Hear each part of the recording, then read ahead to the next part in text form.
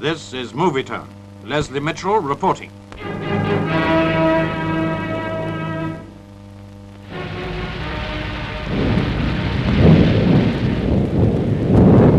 Coventry on the night of November the 15th, 1940. One of the heaviest raids of the entire war had left this proud city in ruins. Its people shocked and homeless, its lovely 15th century cathedral shattered and wide open to the sky.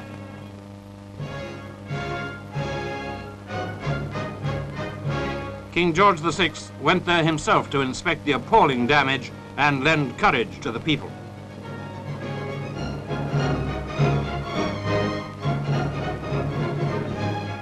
It was in 1948 that the first result of their efforts to rebuild the city became evident. The Queen, then Princess Elizabeth, went to inspect the plans.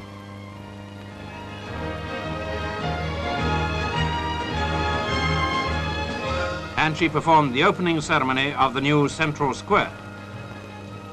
If the spirit which the citizens of Coventry shared on the night of November the 14th, 1940, can be reborn in the hearts of our people today, then we shall indeed see the fruits of peace. The Christian symbol of sacrifice and forgiveness.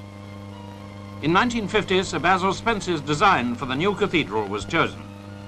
Then in 1956, the Queen came to Coventry again, this time to lay the foundation stone.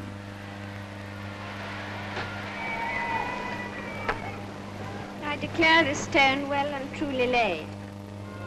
From the ruins and ashes, the phoenix began to rise, symbol of a new hope, a new age in which the bitterness of war could be forgotten. It was in this spirit that young German craftsmen came to Coventry to lend a hand. In London, Sir Basil Spence examines one of the panels for the great altar tapestry.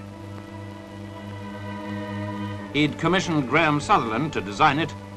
The artist's vision is now realized by French weavers in this magnificent Christ in glory.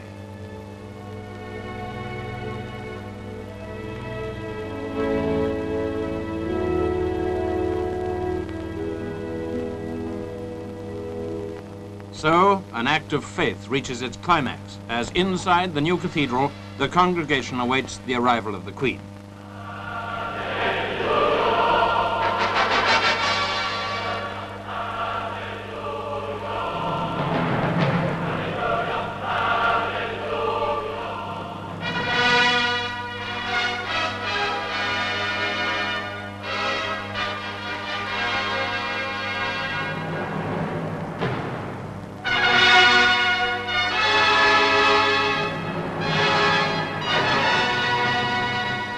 Following the royal party is the Bishop of Coventry, the Right Reverend Cuthbert Bardsley.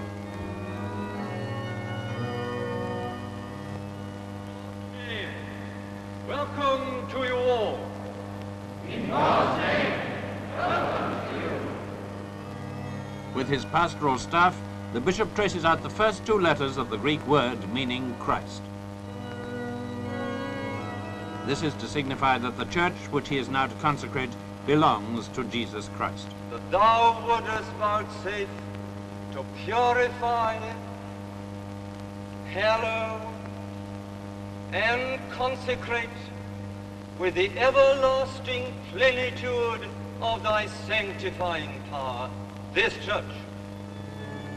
The bishop then consecrates the font, a boulder brought from a hillside near Bethlehem. The final act of consecration is performed at the altar. With thy holy and life-giving spirit, vouchsafe to bless,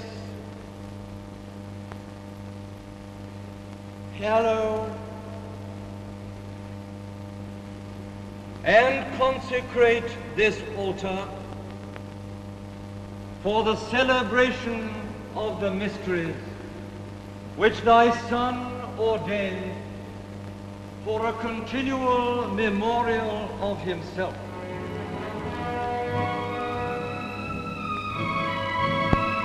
Now a pure white cloth is draped upon the altar. And finally, the Queen signs the deed of consecration.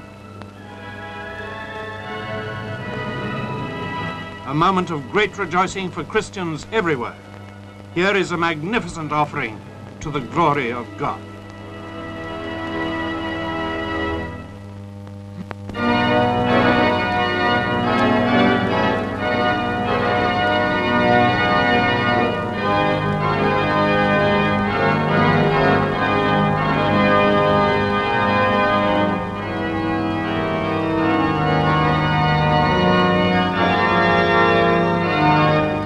Blaze of colour from the baptistry window.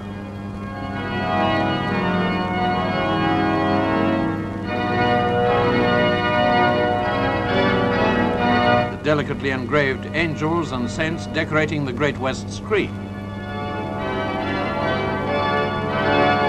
A golden replica of the charred and twisted cross. The building has been described as a new fortress of the Christian faith. In keeping with this spirit, Epstein's giant bronze St. Michael, the cathedral's patron saint, triumphant over the devil.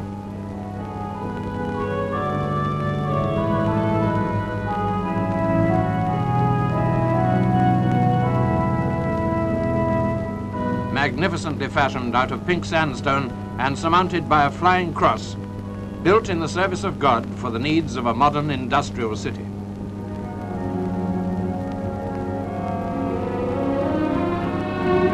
The plan which the Queen saw in 1948 has now been translated into reality.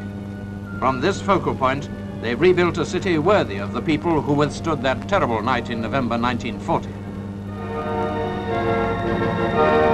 Nor have more ancient traditions been forgotten. The future needs of the community are fulfilled in simple but striking architecture. The planned central shopping area from which road traffic is excluded, making it safe for shoppers and their children.